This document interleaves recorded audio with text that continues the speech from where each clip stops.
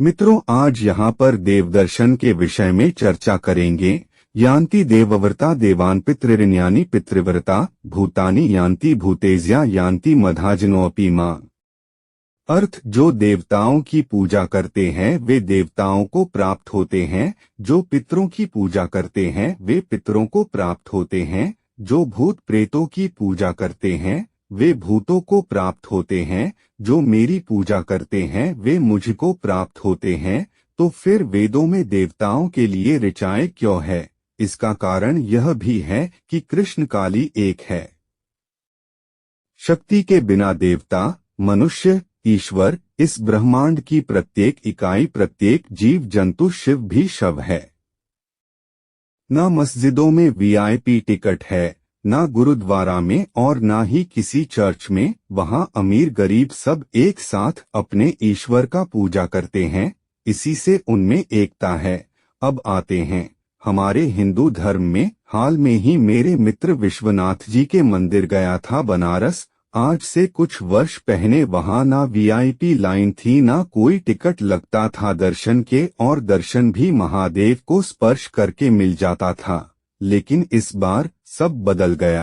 500 रुपए का टिकट, तुरंत दर्शन कर लो। लेकिन 150 का आराम से जिनके पास पैसा नहीं है वो बेचारा 5 घंटे लाइन में लगे और सिक्योरिटी वालों की डांट सुनते हुए जैसे कैसे बाहर से झांक कर दर्शन करे। मैं इस दर्शन का विरोध करता हूँ।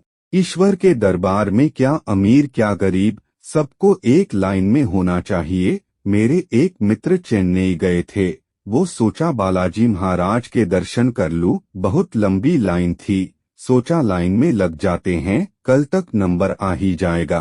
तभी किसी ने बोला भाई 11,000 रुपए दो, तुरंत दर्शन करा देता हूँ। मेरा मित्र थोड़ा स्तब्ध रह गया।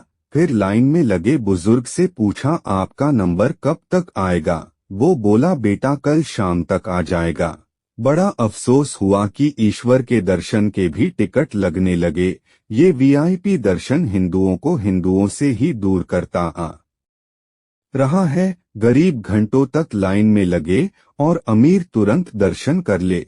फिर मेरे मित्र में बालाजी जी महाराज के मंदिर के सामने ही गूगल पर पिक देखी और मंदिर को प्रणाम करके वापस आ गया। मैं इस दर्शन का विरोध करता हूँ। वहीं दूसरी ओर धर्म विशेष और मजहब विशेष के लोग जब अपने धर्म स्थल पर जाते हैं तो बराबरी का दर्जा, समानता नजर आती है। इसी कारण उन लोगों में भेदभाव नहीं होता और एकता का भाव जागृत रहता है।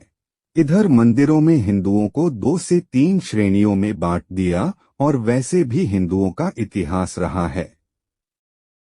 हिंदू हमेशा बटा हुआ रहा है, चाहे जाति वर्ग में हो, उच्च नीच में हो या अमीर गरीब में। इसी कारण हिंदू समाज एक नहीं हो पाता, कटु सत्य है। मित्रों, यहाँ शब्दों के जाल नहीं बनाए जाते, न हमारे पास आधुनिक साधन है, न हम बहुत अच्छी आवाज में वीडियो नहीं बना सकते। अगर यह चर्चा आपको अच्छी लगी अपनी राय अवश्य